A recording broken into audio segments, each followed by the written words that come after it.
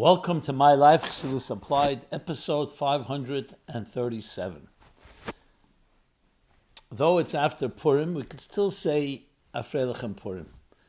Firstly, we're still basking in the aura of Purim that was on Friday. Shushan Purim, which was Shabbos. And because of this particular schedule, there's a Purim Meshulash in Yerushalayim. It's called a 3-day Purim, because Purim there in a walled city is celebrated every year on the 15th of Adar, which was Shabbos, but because it was Shabbos, so the mitzvahs of Purim are split into 3 days.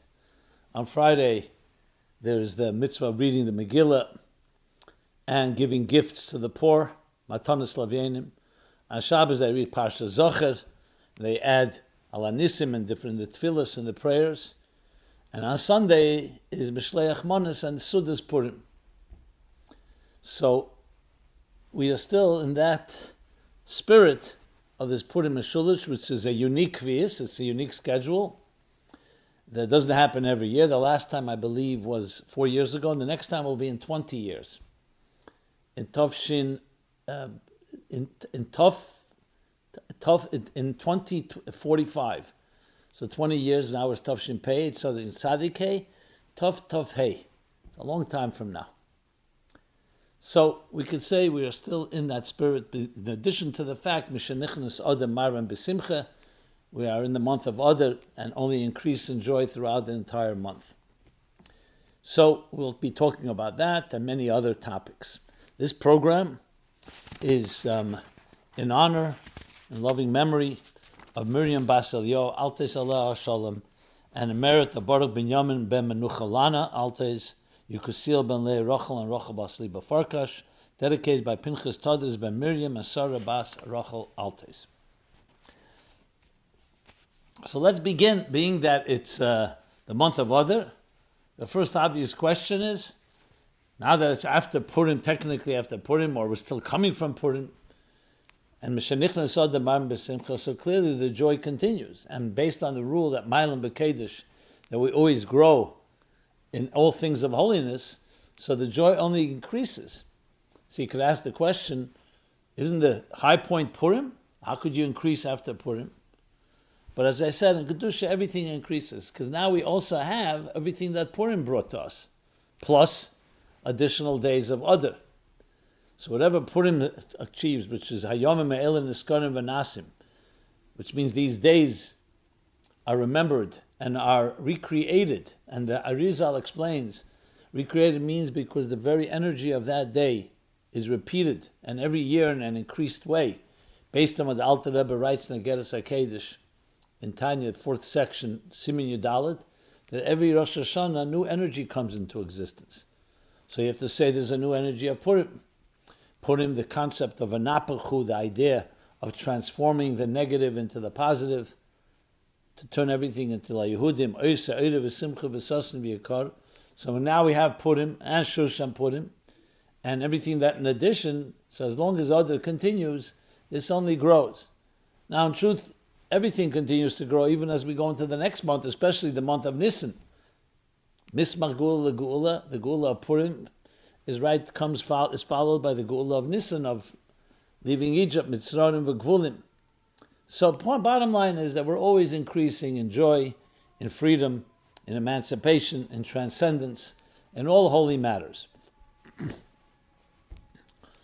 Is there a connection between joy and Purim and the sign of Pisces, fish, of the month of Adar? So you have to say there's a connection, obviously. So one of the obvious connections is that fish, dogim is a siman of bracha.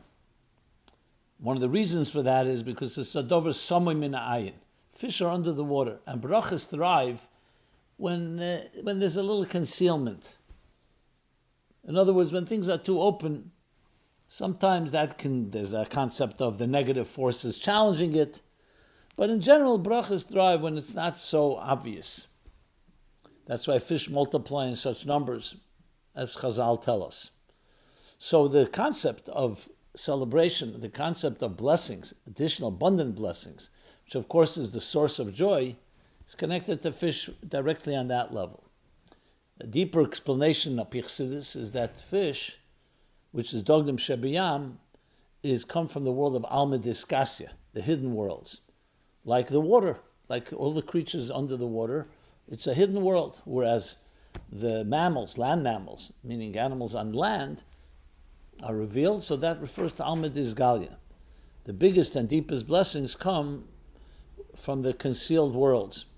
Simcha, the idea of joy, even though we're supposed to be happy in all situations, all the time, but especially when something that was hidden is revealed, then we have a deeper level of joy as simcha. That's why you say, Nichnis Yayin Yotzeseid. Yayin, wine, is the same gematria as Sod, which is 70. Because when wine reveals like a grape, just as a grape on the surface, you don't always see all its power, but the wine within the grape has tremendous power. Same idea spiritually speaking. So joy is an expression of the inner, revelation of the inner secrets. Purim, of course, is the ultimate inner. You don't find God's name anywhere in the Megillah. And the events that happened at the time seem to be natural events. You know, the story of Purim takes 9 years. If you lived through them, you wouldn't even notice anything. Everything seems to be just a part of natural occurrences, daily routines. Mordechai Achashverosh happens to throw a party. At the party, he happens to get upset at his wife Vashti, has her killed. Mordechai happens to overhear a plot and conspiracy against the king. Esther happens to be the wife, the new queen that Achashverosh chooses. Everything, if you were going there, events happened. Then Achashverosh, just to go quickly, happens to have insomnia. And they happen to read the story of Mordechai saving his life years earlier. All this took a long time.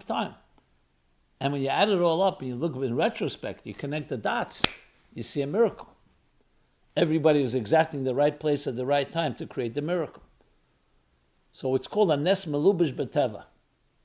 It doesn't have to suspend the laws of nature, but nature itself is all leading up to, you see, the divine invisible hand.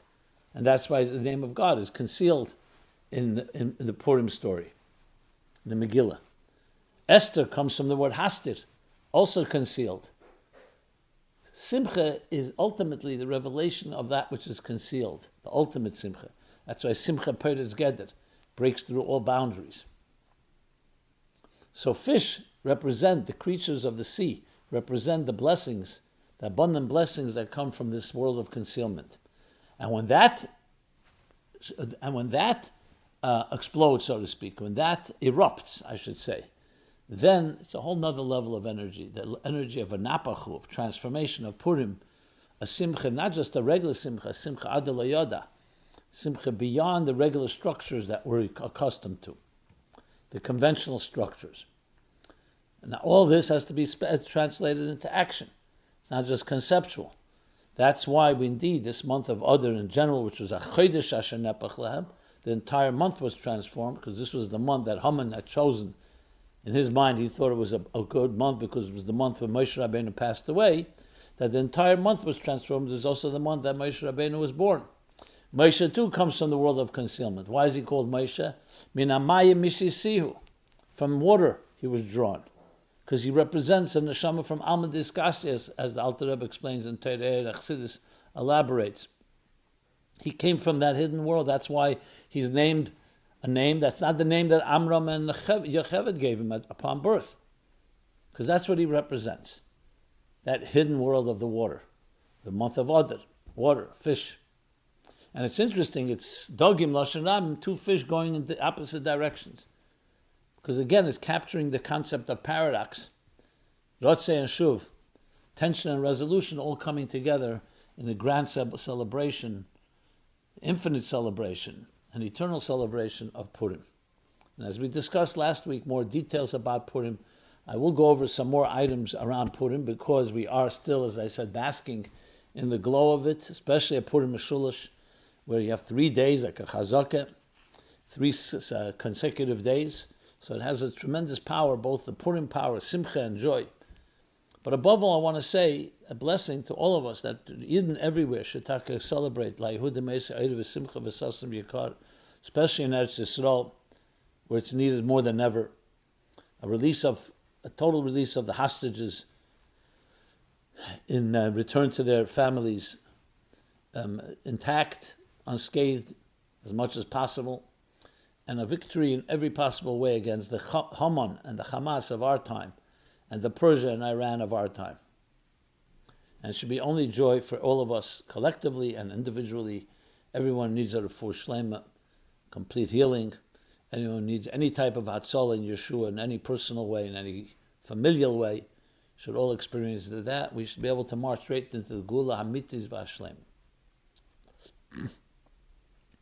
So with that said, let's move to a few questions. I had a lot of questions last week. I didn't cover them all. I'm going to cover a few Purim ones. Still want to cover also this week's Parsha, Vayakel, and some other questions that have come in. As I said, this is a good opportunity to invite your questions. All questions are acceptable. Nothing's taboo. Nothing's off limits. Just go to chasidusapplied.com, and there you can submit any question at the forum there. And as I said, completely anonymous and confidential. If you want an answer and you need something, a response from us, please leave us your email address so we can respond. So it's a good opportunity to use this moment for that. And the questions keep coming in, which to me is a great validation and a type of encouragement to continue this program. As long as there are questions, and clearly as long as there's life, there are questions and challenges. So we continue to this journey, which is already going now for 12 years, the MyLife Chassidus Applied. And you can find all the archives of the 536 previous episodes, as well as other resources, Hasidic resources, both the contests that were done, essays, and different and artistic contributions that were made in previous years, as well as other resources around Samach Vov and Ayin Beis and Sadik Daled and other Basaligani and other materials that please take advantage of that opportunity. I should also announce, which I've said a number of times, you can go to now Simon Jacobson, or Simon Jacobson, however you want to pronounce it, spelled the same way. SimonJacobson.ai. You could have a virtual conversation with me and also find access to all these things. You could just speak and you'll get responses, or you could chat with by text. Check it out. Quite interesting. I'd love to hear your feedback. Okay. So to cover some more Purim items, since as I said, we're in the glow of Purim, let us begin with, we spoke last week about what does Purim teach us about today's war with our enemies, wars with our enemies. And we covered that. It's pretty much, the parallels are quite obvious, but the lessons are still to be learned. And above all, the lesson that we will prevail just as we prevailed, b'yomim ehem b'zman hazeh, that we will prevail. And above all, the message of la yichra v'la yishtachava, ge'en yankiv. Most important to remember that we are proud of who we are. And we should not feel intimidated or feel, because of politics or other reasons, to tread carefully or cautiously, obviously from a military point of view, yes, but not from a political point of view. Meaning that the job has to be done. It's the only way you ultimately have victory is if you destroy those that want to destroy you. Now we hate any form of war. We hate any form of bloodshed. It's the whole Torah was given only to bring shalom to this world. And that's all we always aspire to. But unfortunately, as long as there are bad players out there and forces that have bad intentions, evil, destructive intentions, and not just intentions, we've seen how they behaved, which I don't want to even go into all the graphic details, then it's clearly you have to do what you have to do. And you can't do it halfway. Unconditional surrender is the only way to have won World War II, and the same thing here. And as long as people who continue to declare war, refuse to surrender, refuse to return hostages, and say they will do more if they're able to, then you know what you're dealing with. And obviously this has to be done properly with a strategy, but nevertheless, any type of wishy-washy behavior just feeds the enemy and emboldens them. especially here in a situation where it's very clear that you don't want to give any credence and credibility to anything that the enemy represents, to give them any type of rights. So I understand people want to protect the hostages. There are different calculations, and I can't claim that I know exactly what's going on behind the scenes, but the time has come to eliminate entirely the head of the snake in all forms and shapes. And that's actually the way to peace. And you see in World War II, that was what brought peace, ultimate total peace, till this day, that Germany and Japan, who were once such a threat, such a destructive threat to the world, are today allies with the United States and with Israel for that matter. So I think that lesson needs to be emphasized time and again and again.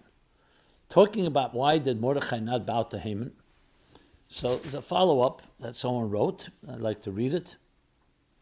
I spoke about not just why he didn't bow, but why was it so critical, so vital that he not bow, because it's the essence of what a Jew is, the essence of what our connection is. As soon as you give in, where you allow yourself psychologically even, or emotionally to feel you're dependent on another person, then you're subject, then you're at their mercy, one way or another. And we don't bow to anything, not to men and not to man-made institutions, only to God do we serve, because God is a different reality, a higher reality.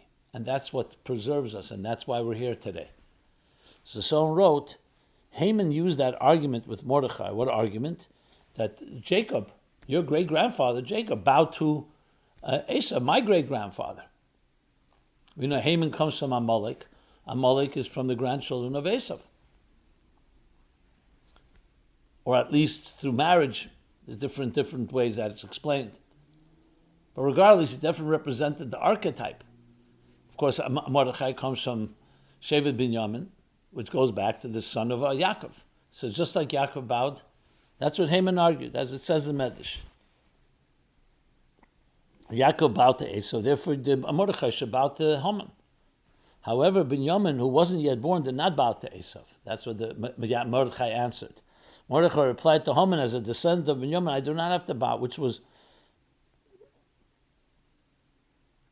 mechaper, it says. That was like the healing, the tikkun, for the bowing of Yaakov. This is a medrash, a few different places. So first of all, what does that mean? That Yaakov made a mistake? It's to be a kapara? So the answer Bechlal given is, as I explained last week, and I'll just elaborate a bit more, is that, if you remember, Esau is not Haman. Even though they have something in common, and Esau Seina Yaakov, and he hates Yaakov, but Esau was a son of Yitzchak and Rivka. And we say, Yaakov and Esau Amurim B'Parsha, as the Rebbe explains. In Torah, Yaakov and Esau both are children, twins of the Ovis, and the Mois. And at the end of the time, Esau will be in his body, will be transformed. So Yaakov's bowing to him does not have to be seen purely in a negative way. He wasn't acquiescing to him, he wasn't appeasing him, he wasn't bowing, God forbid, like one would bow to something that is not godly. Some places it says because he saw the Shekhinah. And we also know, based on Chassidus, that Yaakov thought that Esau may already been refined, even though at that point he knew already he wasn't. And you see afterwards, they hugged and they embraced and they kissed. Only difference is there's two opinions, whether it was with his complete heart or not complete heart. But nobody says that it was completely fabricated. And then he invited him to come live by him in Edom, but Yaakov said the time has not come yet. And Chassidus explains that one day it will come. So the bowing, number one, could be the Shekhinah, just like he had the wrestling with the angel of Esau. There was a wrestle. It wasn't just, and it actually it caused the hip of Yaakov to be displaced. It's one thing. Now, even according to those that say, there are those that say that it needed a kapara, because at the end of the day, he did give him a certain credence. And Mordechai corrected that by saying, absolutely not. But you have to also remember, Haman is the total embodiment of Amalek, who wanted to destroy completely all the Yidden.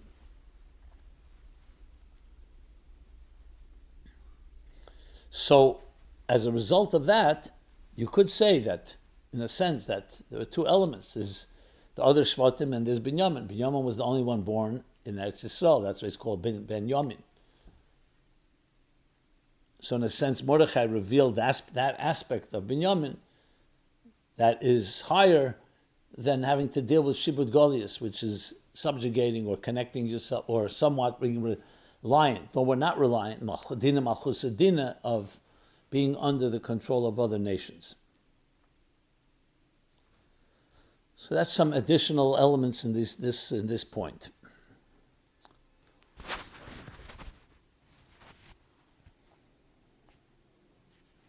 In Avodas Hashem, you could say, the question is, how much do you give credence to the kelim that you make b'derech hateva? We know, u'barecha Hashem alekecha b'chol hashatasa. God says, I bless you b'chol hashatasa. You have to make a keli. But you should always know the keli is not the key. That's because God wants you to make a keli. That's the way He answers you. But always know, b'chas Hashem hitashir. It's God's blessing that makes a person wealthy, and not kechi v'eitzim yadi. So you could say there's a sikha from the Rebbe, I believe it's in, is it Vayigash, I think, Tafshin Nun Aleph could be. Yeah. That there's two opinions. It actually talks about the Megillah, because it's saying Ish v'ish. So how much credence do you give to the Keli? Do you bow to it? Obviously, you only bow to Hashem. But do you give it credence? In other words, Hashem is saying, I'm telling you, you make the Keli, or the Keli is completely just purely an instrument that you shouldn't give any value to. So Din the Malchusa Dinner, for example, you have to listen to the laws of the land if they don't break halacha. But do they actually have value? Like Nitin Rishus L'Reif L'Rap is the doctor. God gave permission, and the doctor has the power to heal. With Hashem's, obviously, Ani Hashem Refecha, God is the healer. But is there some value there? That would be like you giving it some respect. Or, no, not at all. And both are legitimate approaches. Ultimate bittul, you could say, is the difference between Yechud Tato and Yechud Elah. Yechud Tato, bitla yesh. There's a yesh, but the yesh completely knows that everything is coming from Hashem. Or bittul mitzvah, there's no yesh altogether, nothing exists. It's ein ed milvade. And you could say Mordechai introduced that because there was the gzeira. Remember, the time of Yaakov, there was a threat, but not a gzeira like it was in the time of Purim. And yesh lahaydech, you could be ma'ich on this, we could elaborate, but I think that suffices. Another follow-up someone asked, why do the sages interpret that Esther was married to Mordechai? When you could keep the interpretation that she was a niece. Considered like a daughter, like Bite, not Beisei, as the Gemara learns from it. Based on that, creates all the complications the questioner is asking, that seemingly that when she went to Achashverosh, she was Mamash Eisashish, she was the wife of Mordechai, which creates all kinds of questions. So, though there's already discussion, and we spoke the Nei D'Bi Yehuda and other commentaries, so I'm just going to follow up what a person writes, and I'll just respond to that. Thank you for addressing my question last week about why the Gemara says that Esther was Mordechai's wife. However, the answer was incomplete, possibly due to time constraints. I wanted to know why the Gemara changes the word bas to bayis, daughter to home, which leads to all these complications because now she's a home, which means the wife.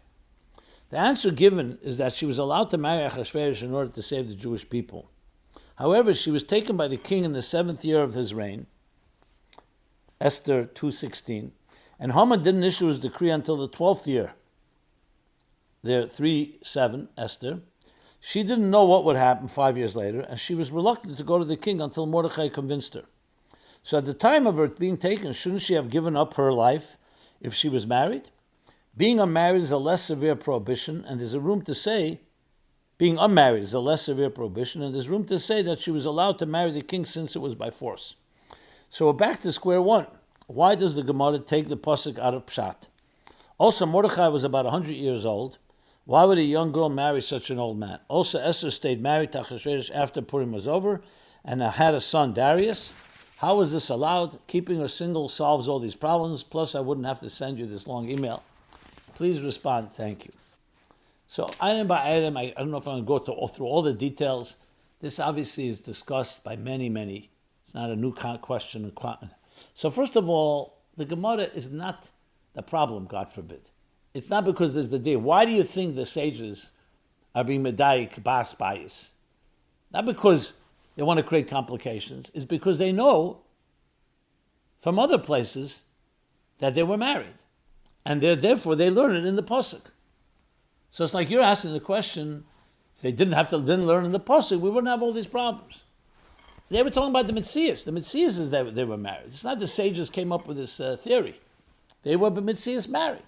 And you see it hinted to in the Bas Bayis Limud. That's number one. So then we have to deal with this issue. Now you can go into a Kabbalah and Chassidus. Why were they married?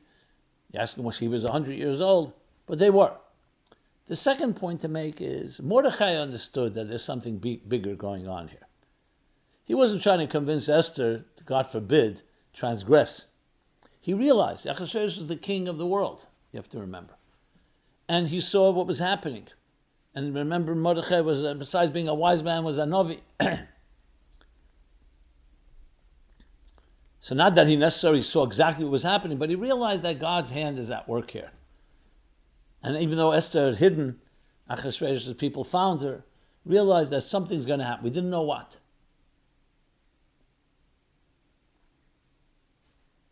And then with the fact that Esther was forced, she did not willingly do this.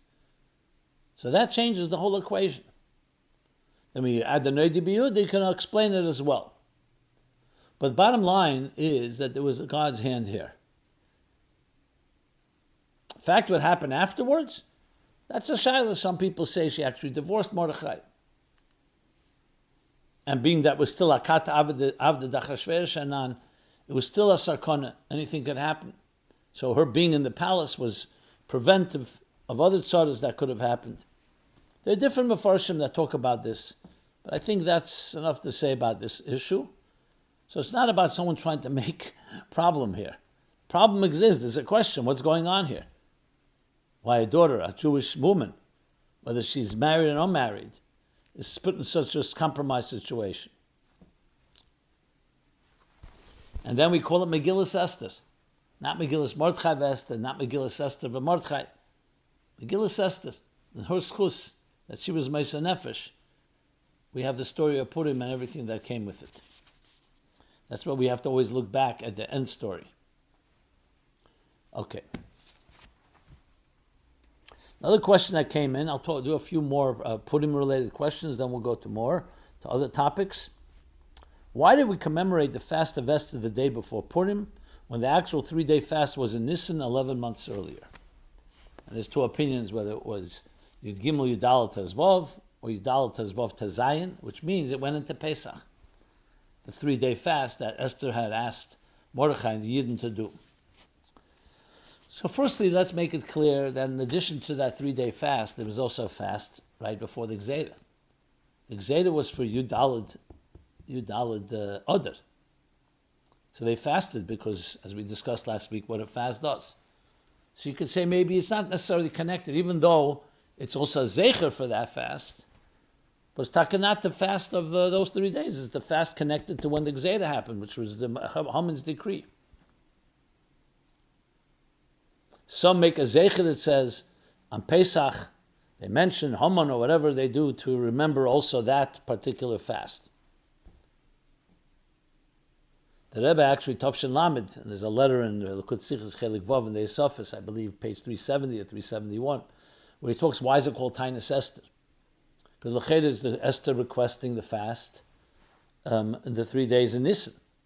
So that would make sense if people fasted. But as the poskim write, you would only be Matriach Hidden, especially in the middle of Nissan, especially around Pesach, to fast that. So we have the fast that we do before Purim, because before the Gzeda itself to remind us. So why is it called Tainus Esther? Esther requested the 3-day fast.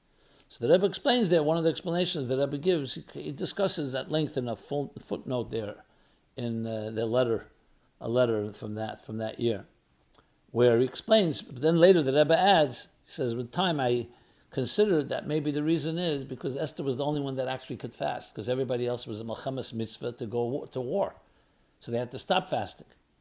Or not fast l'chatchila, even though the fast was a good idea, but they have to go fight a war and stay strong. Esther didn't go part of the war, so maybe that's why the Rebbe writes and says in that Fabring and Purim Tavshin Lamed. Okay.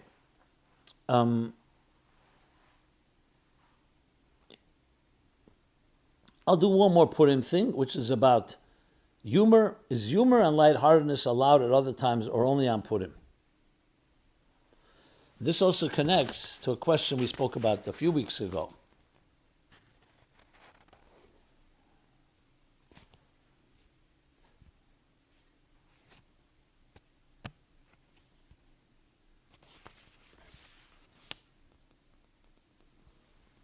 I'm looking for the actual question. So first of all, B'chlal, besides of course Yom Tevim and Purim, there's a certain element of Oz Yimolas Chek Pinei, that real joy, the real completely unbridled joy will be only when Moshiach comes. Nevertheless, we know the Baal Shem Tov made it such a Ikar Simcha, Ivdus Hashem B'Simcha is always an Ikar, but the Baal Shem Tov turned it into a very important thing, a fundamental principle, especially in the later generations. The Rebbe spoke about Simcha in unbelievable ways, to the point he even said that it could be the only thing holding up Moshiach is Simcha. So we know the importance of Simcha, the Alter Rebbe and Tanya, of course. So Simcha is a universal and all around, Tev Leiv Mishta Tomid. And Yivdus Hashem B'Simcha all the time. So that is a constant.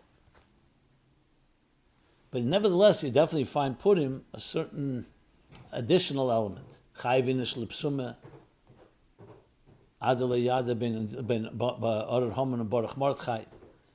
And John Simcha Adar Yada. Simchas Torah is another day, but we're not talking about Simchas Torah, we're talking about Purim. So I wouldn't use the word light-heartedness, because it's not Simchas Salhelulus. We're not talking about, God forbid, a frivolous and superficial joy. You're talking about profound joy that comes from the inner dimensions of the neshama. Nichnis Yain Yotze Seid, from the neshama we spoke about before. And you see that by the Rebbe, by the Rabbeim, how they celebrated Purim. It's a deep simcha. It wasn't a lightheartedness. Yeah, you have the concept of Purim Torah and wearing costumes and so on.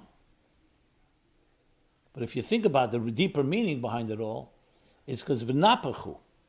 It's understanding that transformation. There's a certain element of looking at everything inside out. That's really the story of Purim. So this brings us to another question. Why don't we find humor in the written Torah, which I spoke about a few weeks ago?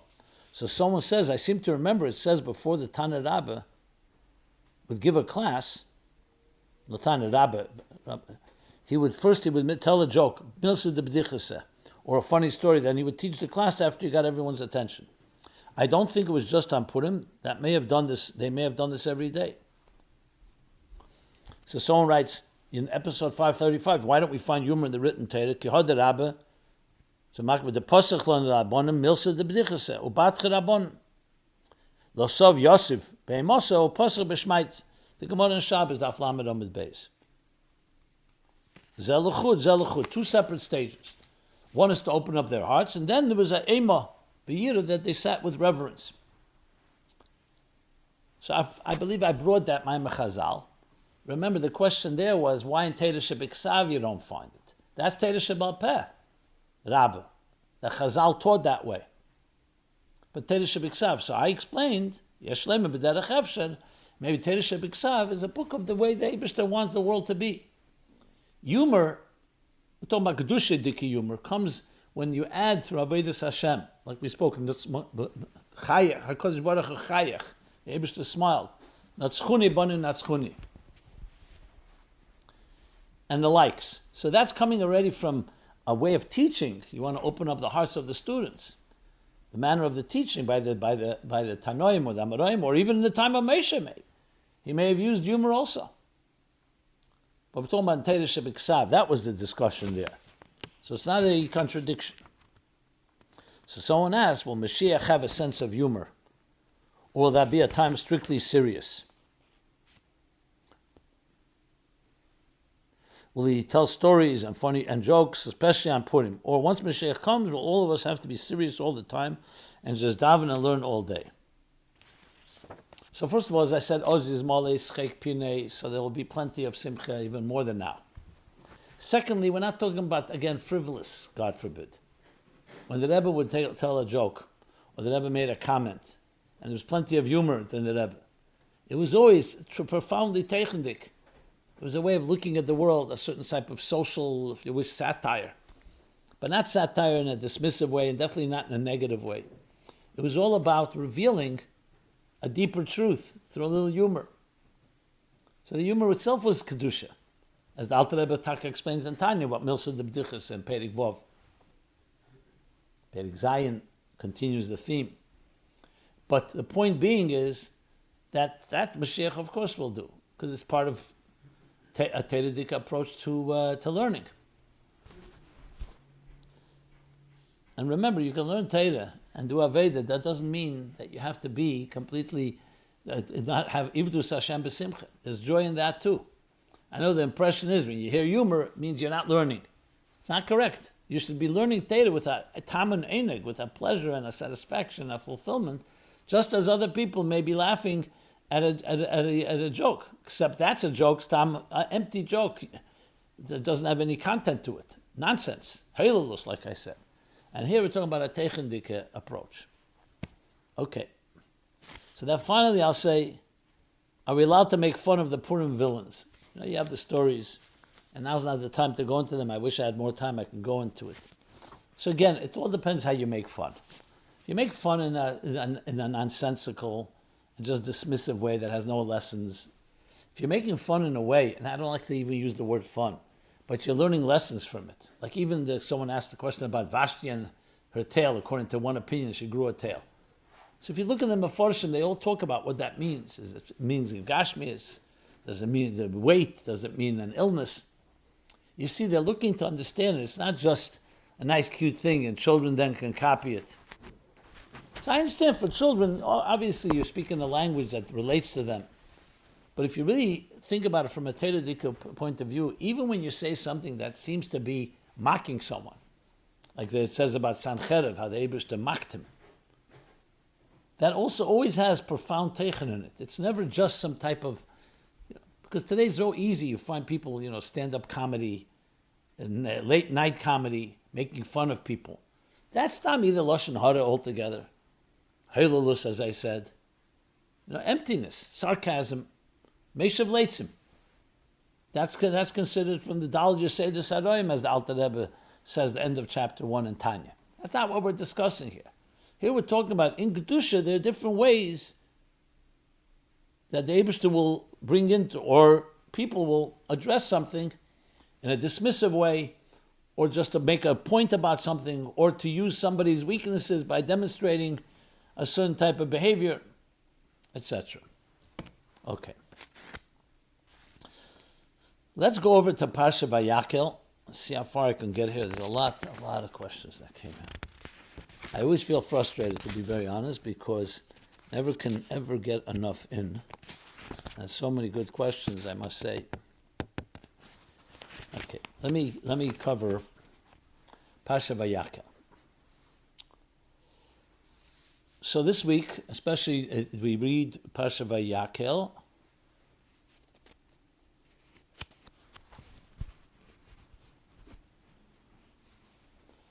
And so the question is, what is the central theme of this week's chapter?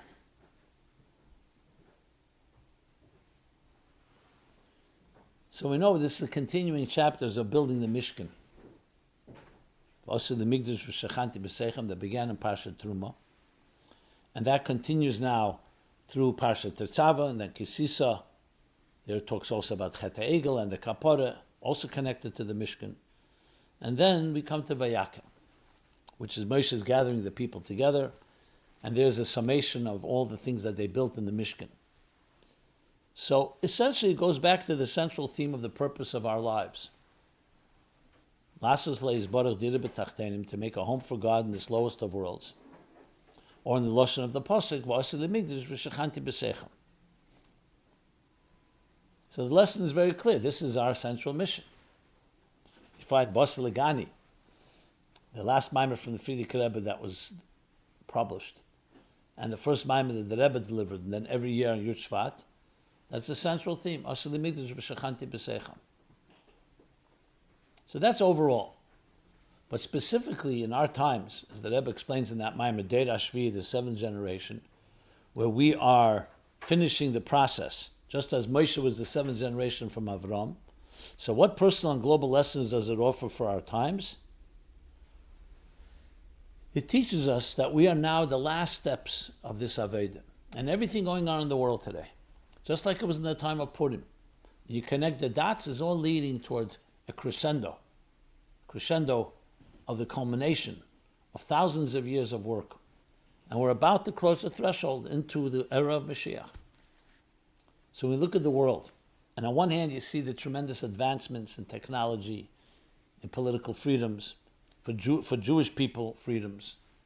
You see, unbelievable. No one would have imagined it. When it says, Shmuel says, Ein ben Yemesa Mashiach le'elam haza ela shibud malchus bulvad, in his opinion, the only difference between Mashiach and today, before Mashiach, shibud malchus, subjugation to the nations. What shibud malchus do we have today? I remember once sharing it with someone at a talk I gave, and someone said, what do you mean? You have to pay parking tickets. You have to pay taxes. Compare that to the shibud malchus of previous generations, 80 years ago, in Europe.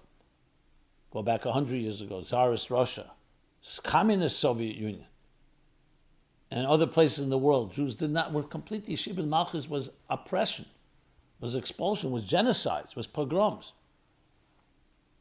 So we have great advancements, but we also have great challenges. The biggest challenge, of course, is the apathy within, the evdim be'eretz asher, getting lost in comforts. But we still have anti-Semitism, we have what's going on in Israel, in Gaza. So the work is not over. However, we are told we're close to the end. So these parshas take on a whole different understanding when you apply them. This is the story of our lives, of building a Mishkan, building the Beis HaMikdash HaShlishi. First by Eved Ruchnius, and then when Hashem decides and sends Moshiach, even the Beis HaMikdash b'mkemei, that he will build the third Beis HaMikdash with all the interpretations of how that will come to be. So it's all about our times, these chapters. Someone asked the question, what do we learn from the Jews donating for the Mishkan more than was needed? Dai v'heser. Let me read it specifically.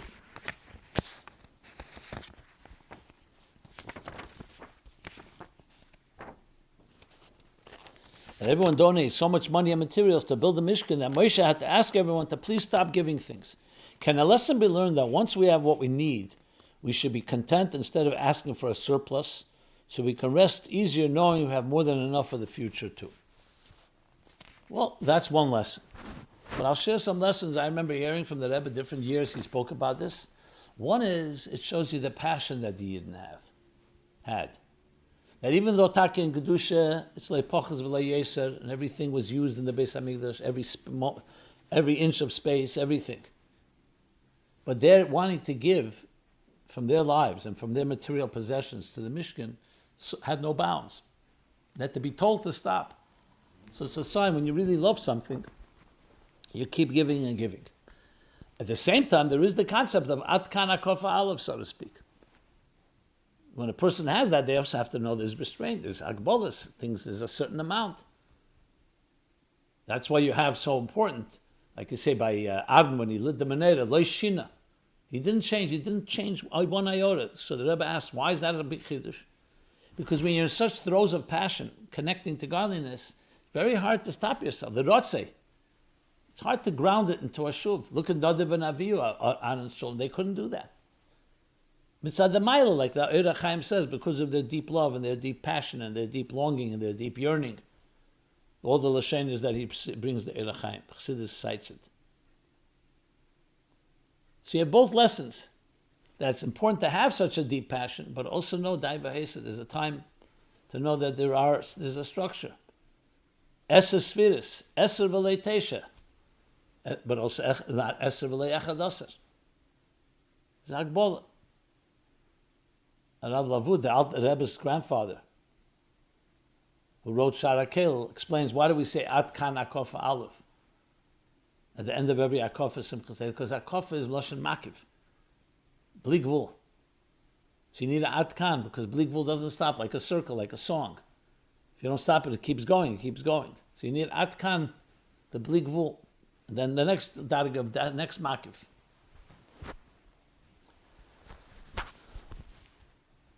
which is a lesson in general in balance and harmony. Not meant to limit, it's meant to structure. That you have to make sure everything is Eres B'Kelim. Eres the Teo, as the Rebbe says, but in Kelim the Tikkun. So it can be unlimited energies, but has to be harnessed, channeled. Like we say, Gvuras Kshamim, that the rain has to come down in raindrops, not in buckets, or else it'll flood the fields. Okay. Now,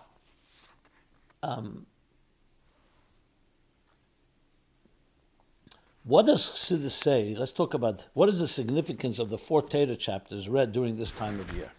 What does Chassidus say? Why we read them? So this is the Arba Parshas, and it begins with Rosh Chodesh or Shabbos Mevorchim Adar. Usually it's Parsha Mishpatim, which is read Parsha Shkolim. That's followed later by Parsha Zocher, which is the Shabbos before Purim. Read after that is the Shabbos Parsha Porah, coming Shabbos, and then there's Parsha HaChodesh. We read about HaChodesh Azelachem, Korban Pesach, that's either Shabbos Mevorchim Nissan, or Rosh Chodesh Nissan, or Shabbos Rosh Chodesh Nissan.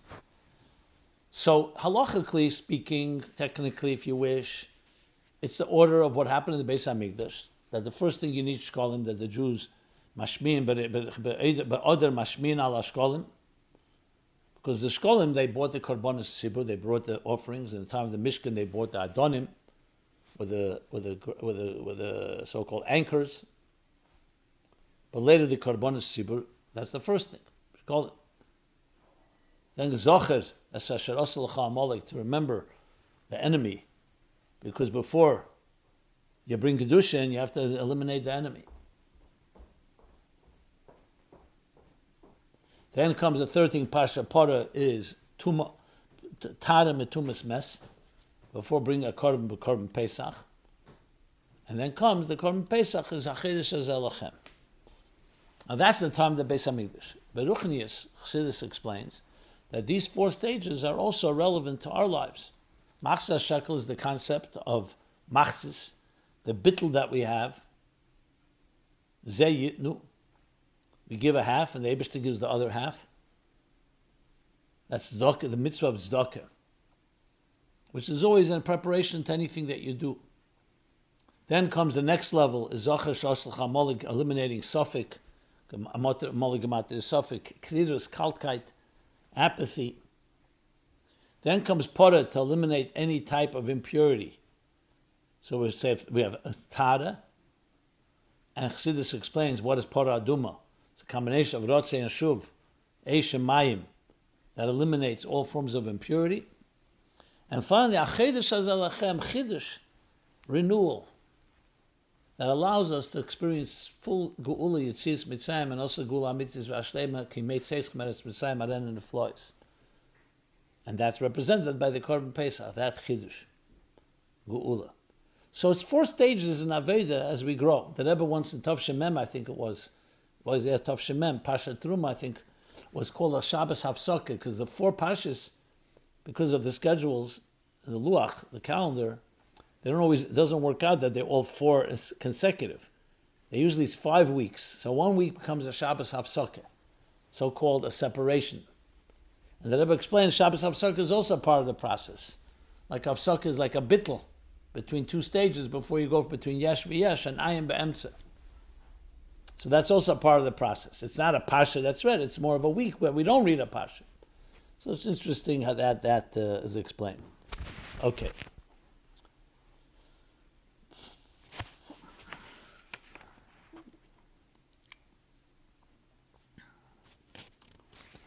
With that, let us talk about some other questions that came in that are just trying to go through what order to go through here.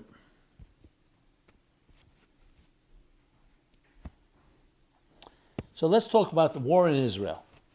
This question is always coming in about that. Let's talk a few minutes about that. So, of course, as I said earlier, we learn from Purim, Yom Mehim Bizman Hazeh,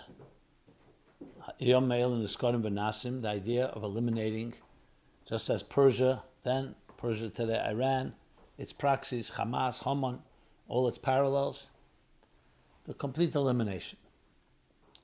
But what more specific things that we can talk about?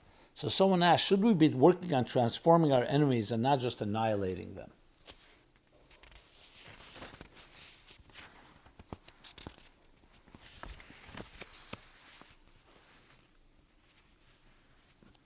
So the way someone asked the question was that he heard back in Kippur from this rabbi, said, since one goat already atones for our sins, why do we need a second goat? Talking about at Yom Kippur, and Purim is Yom Kippurim. And the reason is the second goat is to transform the evil in the world so that it partners with us to do good.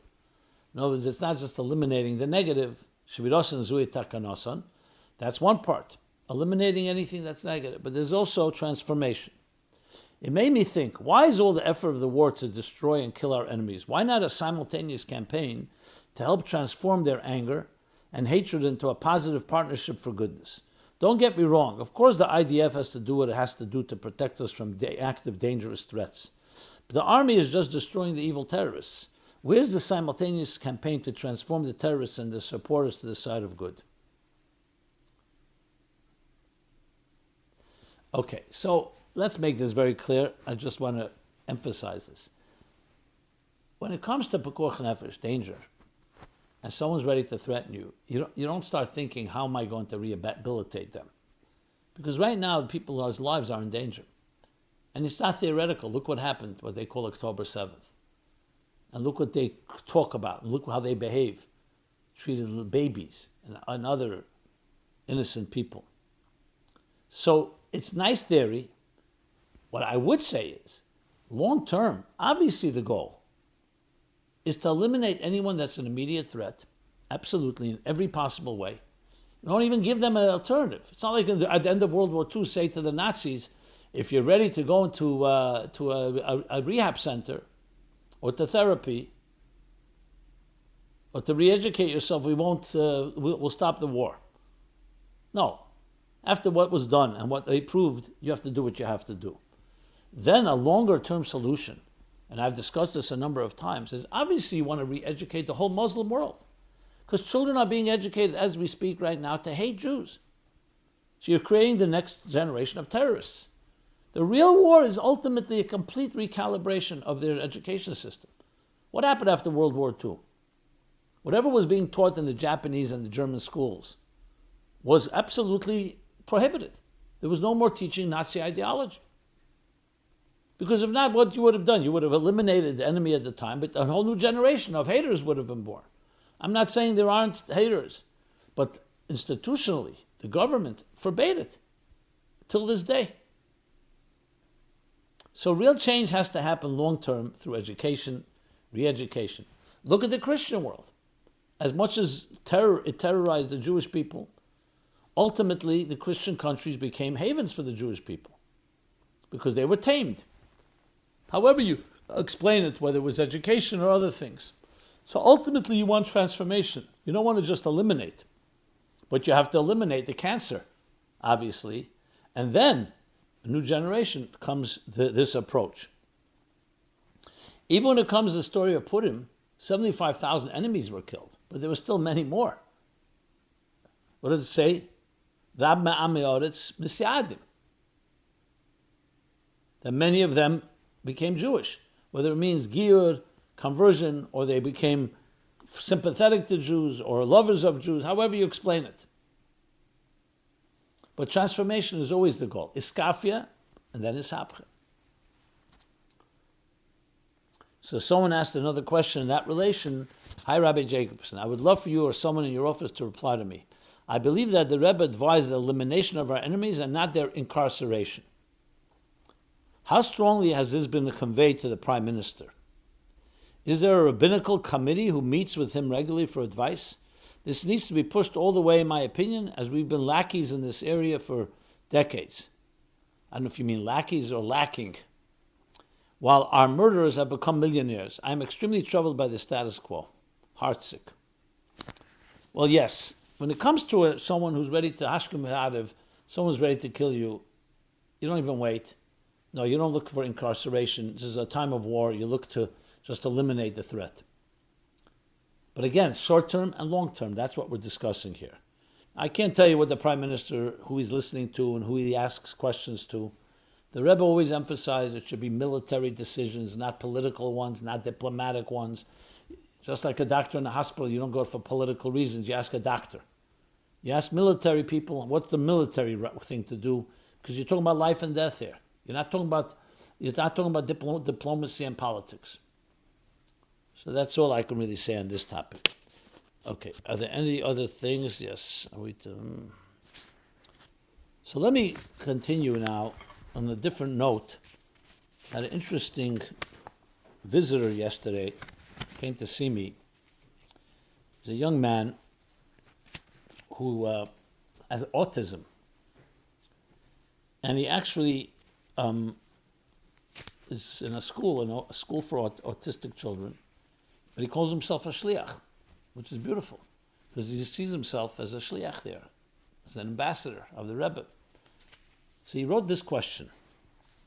I'm a young shliach at a boarding school for autistic children like myself. It's mainly a non-Jewish school, but there are a few Jewish kids. I have a very hard time there sometimes. Some kids are too noisy. Some are hepech mesuder, which means not put together well, they're not organized. And there are some Jewish staff there who work on Shabbos. ! I try very hard to be makar of them, means bring them closer to Yiddishkeit. Can you give me any advice through the lens of Chassidus? I have included my email. Please respond. Thanks. So I'll respond here because I think it's worthwhile responding, right, for everyone. First of all, to honor this young man who I was very impressed with. He happens to be, maybe I'm somewhat subjective, he happens to be a big avid listener. He knows every one of the episodes of MyLife Chassidus Applied. So can you offer any advice on how to serve as a shliach in a secular school for autistic children?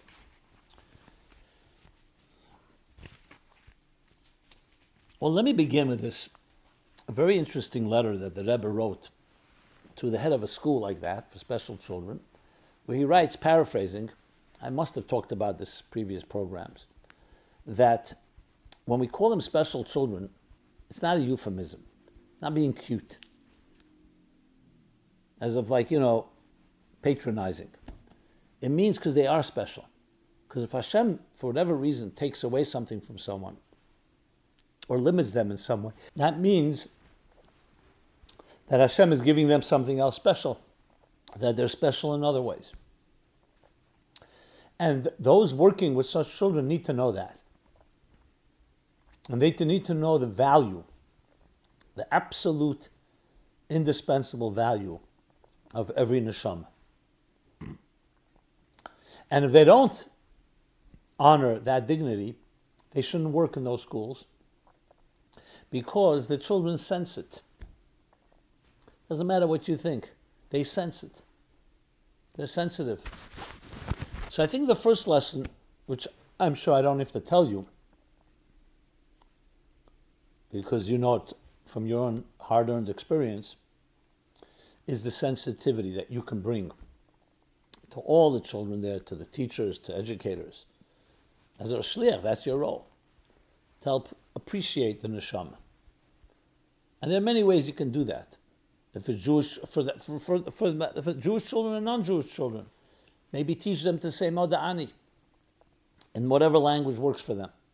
Thank you for returning my soul to me. They have a neshama.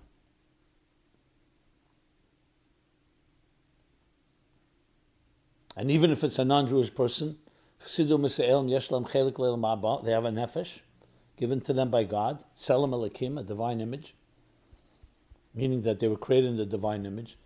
Let people learn, discover their strengths, their unique neshama, their unique nefesh, their unique soul. And then there are ways each person can contribute. Help people on their terms. Do something that they can help another. Encourage proactive behavior. These children or adults shouldn't be seen as Nebuch cases, God forbid, and they're only on the receiving end. They have much to give. Love, an encouraging word, a sensitive word. Some of them have brilliance, actually, to contribute. to make them feel that they have so much to give. Unfortunately, many receive the message, we're here for you. But also we're here to receive from you. These gestures, or more than gestures, these acts of love go a long way.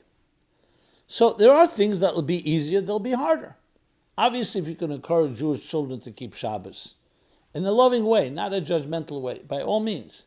But nothing comes to creating that environment of love. When people love each other and they care about each other, they'll be much more responsive. And then it's easier to introduce different customs or traditions. But I would also make it, since it's a school for all types of children, Jewish and non-Jewish, I wouldn't go and make a distinction and try to create a compartmentalization. Obviously, for Jews, there are certain things that Jews are obligated to do. But overall, I try to keep it as universal as possible so everybody feels they're part of it. So it doesn't create a split, a schism in any way. Those are some thoughts that come initially to me. I'm sure there'll be more, and I'll be happy to share it. So with that, let me just conclude with a question that someone asked, about obstacles. It's a good segue, which goes like this. How should we approach obstacles in our lives? As a challenge to overcome or a sign that we should change course? According to the Torah, how should we interpret obstacles? When we set a path for something we are trying to accomplish and obstacles arise, should we say we are doing something really good, so this must be the Yetzer Hara trying to stop us? So therefore, we should try harder and persevere? Or should we say the obstacles are a sign from Hashem that we are on the wrong path, that we need to stop and do something different? Very good question. So generally speaking, the first option is the one we look at first. The Rebbe, most of his letters and answers are that way. That if it's an obstacle, it means it's a good thing, and the other side is trying to stop you. However, there are times, I'll give you an example. Someone is dating someone, and they really feel this is the right person, but the other person is not reciprocating. Should you just pursue it because you feel it's the right thing? Maybe that obstacle that the other person is not responding tells you it's not for you. So then, here's the way you resolve this. You speak to a selech harav, to a teacher, to a mentor, to an objective person, to a friend, to help you determine, because we could be subjective and we could think, since there's an obstacle, I have to push forward. That's a sign I have to push even stronger. Or sometimes the obstacle means you have to stop, and it's case by case. I don't think there's one size fits all and one answer to this. So generally, yes, an obstacle, especially if it's a good thing, and unless there's some very strong reason, it's a sign you should pursue it. But then there are obstacles that are actually a sign that maybe this is not the way to go. Maybe the Eibush is trying to tell you something. So that can be resolved again by an objective party that could help you resolve that. Ein simcha katoras asfekes. We're in the month of Adar, Marben b'simcha. So this month itself gives us strength to resolve such doubts and other doubts. And Sophikus, of course, is Amalek, Haman. The Eibush should bless us. We should eliminate all svekes. Vade Hashem te'elasecha. Achieve certainty, clarity, which is the domain of God, and the ultimate clarity, a world which will see the hand inside the glove, with the gula mitzis v'ashleim v'niglik v'ed Hashem v'rol kol bosei yachdov, and we'll see the miracles that are hidden in nature, and of course the miracles beyond nature, and be transformed in the fullest sense of the word. That's why Purim will be from the Mayadim, that will not be Nizbat Losav Lavi, because it's a transformation of the very darkness itself, as we discussed last week. Everyone have a continuing Freilich and Chedesh Adar. This has been MyLife Chassidus Applied. We're here every Sunday, 8 to 9 p.m. ChassidusApplied.com. May everyone be blessed. Again, it should only be Marbim B'Simcha B'Teiv Hanira V'Anigla. This program is brought to you by MyLife Chassidus Applied. Please help us continue our programs. Make even a small contribution at chassidusapply.com/donate.